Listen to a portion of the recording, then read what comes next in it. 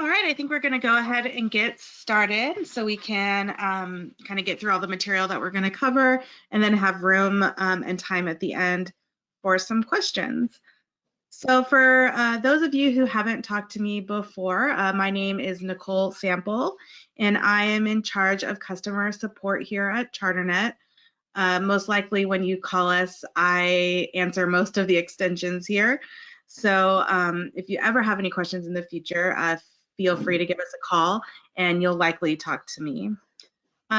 Today's webinar is going to cover kind of just some general areas that you should be looking at within your business as the travel bans and start to lift and the counties and areas that you're in start to reopen in some capacity.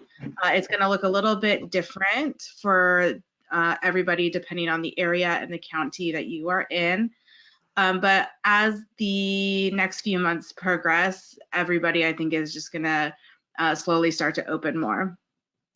We're going to cover a variety of different topics today, everything from the condition of your website to your online presence, and that can present itself in a couple different ways.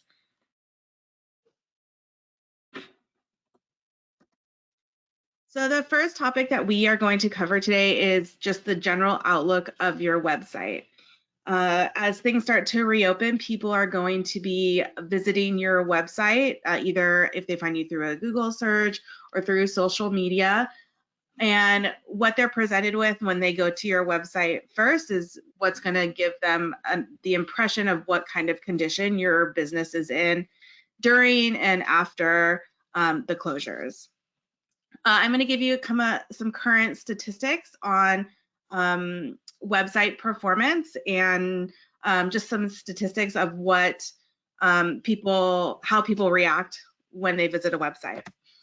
So 80% of people who use a mobile device use their mobile device to search. I can tell you that I am in the under 40 crowd and I use my phone to search for everything. Everything from my kids' school activities to where we're going to go on a trip. Nearly half of all of these users read reviews for all of their purchases on their mobile phone. For marine businesses, this can look like your Google reviews, your Facebook reviews, your TripAdvisor reviews. There's a lot of different avenues through a mobile phone that people can look up how you're performing. 40% of online transactions are done using a mobile device. This can look like anything from making a booking to purchasing merchandise. 57% of customers say a business that has a poorly designed website is not likely to be recommended. And I can say that that percentage for the marine industry is probably a little bit higher. If your website looks dated or functions with outdated practices, then most people will likely click off. 48% of buyers use mobile as the first point of contact, and that kind of echoes that very first point that we talked about. With all the changes, and especially the Google algorithm, Google might eliminate how your web page ranks if your website is not mobile friendly. And what we mean by mobile friendly and what Google means and defines as mobile friendly is a website that resizes and stacks itself depending on the website that, or the device that is looking at your website. And that means that instead of showing teeny tiny text and teeny tiny pictures, those text and pictures are resizing themselves and orientating themselves differently than if I look at it on my laptop versus I look at it on my phone. 9 out of 10 customers are lost due to low mobile-friendly experience. And I think that that is a very crucial point. If your website is not mobile-friendly, you're losing out on business, period. 52% of consumers are put off with a business after a bad mobile experience. It's hard to get that first impression back. So if you're looking to grow your business, through and during and after these travel bans and county lockdowns. Making sure you're giving the right first impression is important. And 55% of social media engagement is on a mobile device. I use this explanation a lot when I'm talking to new customers, and it is when someone is looking to purchase something or book a trip or things of that nature, the steps kind of go like this. They're gonna Google, fishing charters in Fort Lauderdale. They're gonna look at the first page of rankings. They're gonna click on your website. They're gonna look at your website, and then they're gonna go to your social media to see what other customers are saying about you. So if there is not that cohesive flow, updated content, that engagement on your social media, then that is hurting you as well. So what all of these statistics say is you really need to take a hard and fast look at your website and your social media presence. Is your website more than 5 to 7 years old? Is it mobile friendly? Is it something that is easy for customers and potential customers to navigate around? What does your social media look like? How often are you posting? Are you linking back to your website? Those are kind of the big poignant questions when it comes to formulating a strategy going forward. And not only does this apply during this kind of unprecedented time that we're in, but it's a good standard practice for your business going forward. We do offer here a free website analysis. So if at the end of this you're interested in that, please email us or call us and we can run that for you. The next topic we're going to discuss is SEO, and I'm going to have Sarah, who is our marketing director here, kind of go over the points of some SEO, and then I will kind of chime in as we go through it. Hello. Hopefully, can you hear me okay? Yeah, we can hear you, Sarah. Okay, great. Well, hello, everybody. If you don't know me, my name is Sarah Adkins, and I've been handling the SEO portion, really all the digital media of CharterNet 20 years now, actually, so quite a long time. I'm not sure who's in the meeting at the moment, but some of you may already work with me, so if you're here, hello, nice to see you. If you want to keep clicking forward, Nicole. Okay, so for those who don't know about SEO, SEO is the organic area of search engine marketing. Basically what this is if you go to Google right now and you do a search, anything in the middle portion of the Google search results, and that could be map listings, videos, images, anything below that says ads is considered SEO or organic. It is a very long-term strategy. Some people, depending on the location of where you're at in terms of search terms and competitiveness, it can take anywhere from several weeks to several months to build up your rankings. It's a crucial time right now with a lot of people not running their business to take their SEO strategy and review what you're doing now and what you could be doing as you're starting to reopen. It's crucial that during something like a pandemic, not to stop your SEO. Oftentimes people will, ultimately get paranoid and want to shut it off or stop it. They don't want to spend the time or the money into it. But the problem is with SEO, because it takes so long to build, if you don't take that time to build the rankings, you might actually be falling behind. So as areas begin to reopen, your site may not be ranking as well or showing up in that middle portion as well as your competitors. So during this time, what you want to do is keep it moving as if nothing is really stopping. Otherwise, you could essentially be starting from scratch. Other people who are continuing their SEO are updating their map listings, they're updating their information on their website. And this also ties into what Nicole was just speaking about in terms of the website layout. You want to take a look at how your website is designed, because that can also affect how your SEO works. You want to look at the structure, make sure nothing's broken, make sure your images show up correctly, make sure you don't have, phishing charter rates from 2016 on there. Everything there needs to be up to speed as if you're still open. And some of you already are open or have been open this whole time. So you definitely want to make sure people are aware that you're here and you're available to take them out to a charter.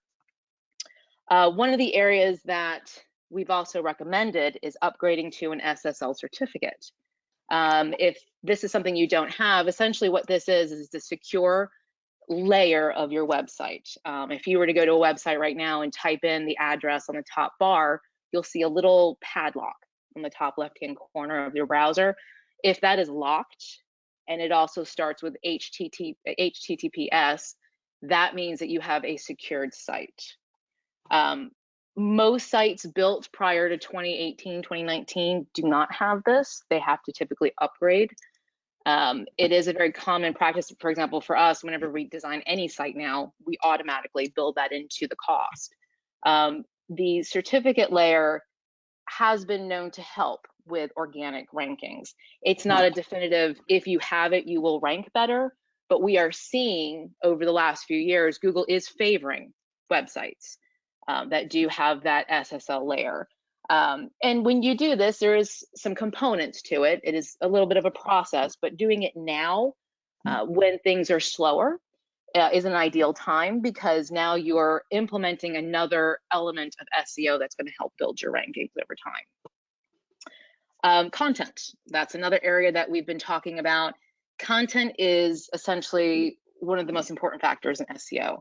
A search engine has to crawl your website. They have to read the text. They have to interpret what you're doing to help determine how they're going to rank. So if you haven't done any phishing reports for a while, for example, now is a great time to do it. Even if you're not phishing or taking people out, if you have some older reports that you never posted, if you did a few charters just before you were shut down and you just haven't posted them yet, now is the time to go in there and add that content to your website. Those are very valuable areas that the search engines are going to crawl and read. You can talk about phishing reports, sailing charters. You can talk about past clients. You can even reach out to clients and get testimonials. A lot of different elements there, but content is necessary to build up your SEO rankings. Now, expanding on your current SEO. So if you are doing organic rankings right now, you're actually managing SEO on your own, or you're having us do it, there are some areas that you can expand on if you haven't done it already. One is video marketing. Video marketing, essentially YouTube, for example, is a great way to help building your rankings, because it's not just about how your site's designed. It's not just about the content. There are so many different factors that, when put into place, will outrank your competitors. So a good tool is to look at, what am I doing now and what can I be doing in the future or currently to improve what I have? What are areas that I never really touched before or I've heard about, like video marketing, for example, that will help me improve these rankings, not only now, but in the near future. So basically that's, essentially what good SEO practices are for your current business. It's very, very crucial that you start reviewing these options now, expand on what you have, and certainly make sure you tie in not just the SEO side, but certainly other areas of digital marketing that we're going to be addressing here shortly.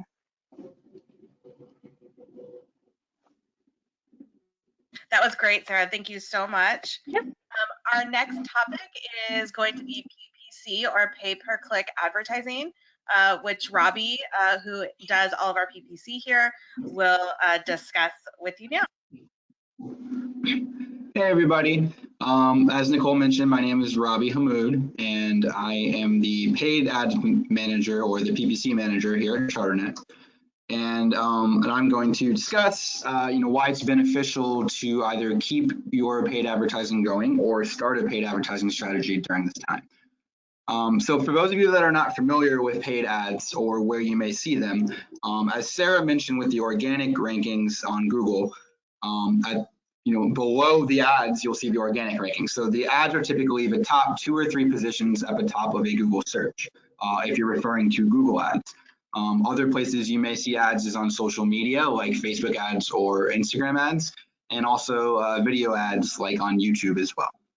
So the first point, and this is really a universal point, but paid advertising allows you to build your brand.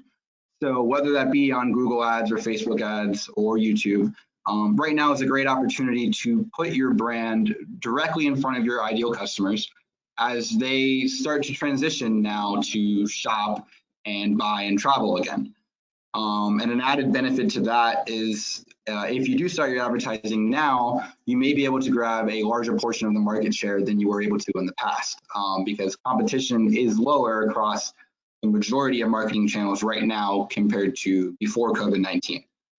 And for the second point, and this is really a primary benefit of paid advertising in general, but it is especially beneficial during this time.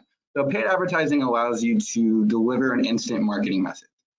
So whether that be updating your audience about how COVID-19 is affecting your business or the services that you offer or even your store hours, you're able to add that information to your ads, again, whether that be on Google or social media advertising, and then get that message out to your audience right away.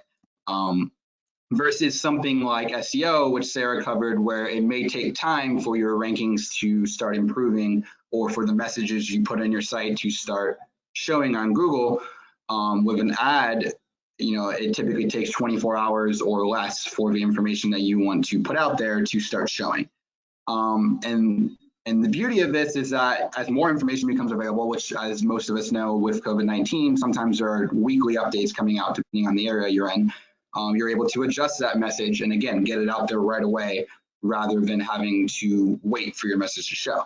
And where we're seeing this play out right now is if you have promotions to get customers through the door again, which we highly recommend. I'm sure some of the bigger name businesses, not necessarily in the marine industry, you've seen are doing some sort of promotion right now to keep customers or to get them through the door. And then also, if you are advertising in a very local market, because area is the only area right now where you're able to do charters, and eventually you want to expand, you can start small and then expand your geographic region or your budget when the timing is right or as your business starts to open up again. If you want to go to the next point, Nicole. Thank you. So for the third point, and this is also very beneficial right now, we're currently seeing that the advertising costs, all of the platforms are historically low. Unfortunately, as some businesses have had to shut down or temporarily suspend their advertising, this has created much less competition on Google and Facebook and Instagram ads and on YouTube ads, for example. So as overall, competition is one of the factors that determines cost. Since competition is lower, the cost of advertising has been much lower. So recent studies in May showed that on average, the cost per click has decreased by 30%. So with a 30% decrease in the cost per click, what that means for you is that you're able to get more clicks and more impressions, more phone calls, and ultimately more bookings for less money than you would have had to in the past. One thing to point out with this though is that this is a time-sensitive benefit. So as businesses do start to open up again and the competition starts to return to normal, the cost will likely increase a little bit again. So the best way to take advantage of this is to start your advertising early before the market gets competitive again. And combined with that, for the last point, right now we're also seeing that social media traffic is historically high.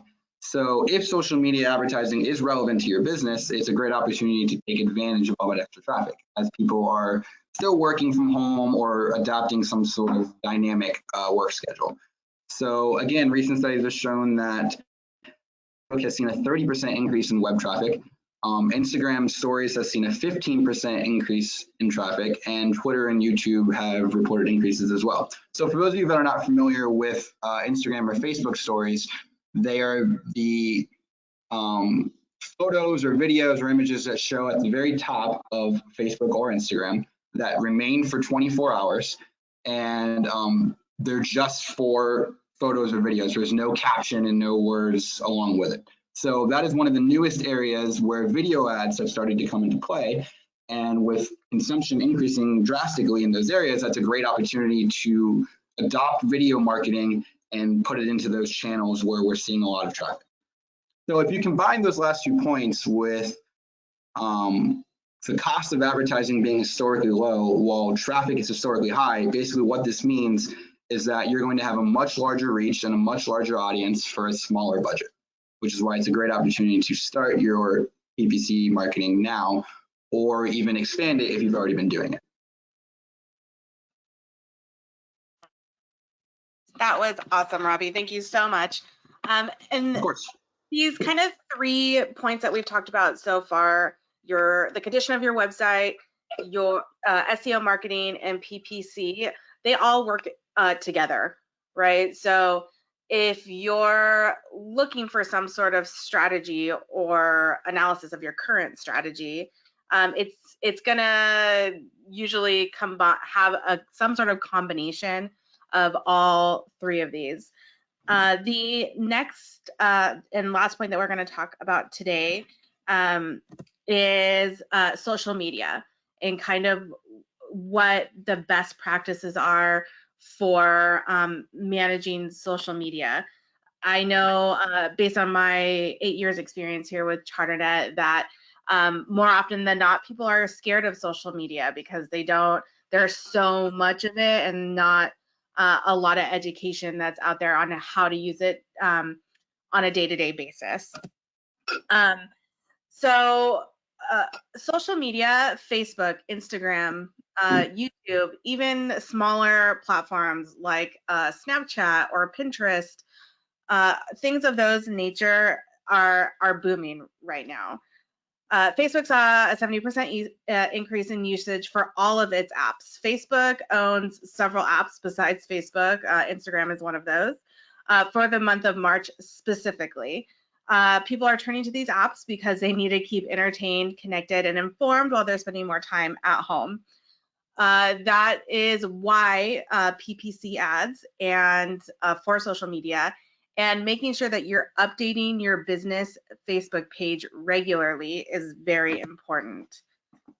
Things that you could be, if your area is closed right now and you're not doing fishing charters right now, or you're not booking excursions right now, however this looks for your business, there are updates that you can be doing.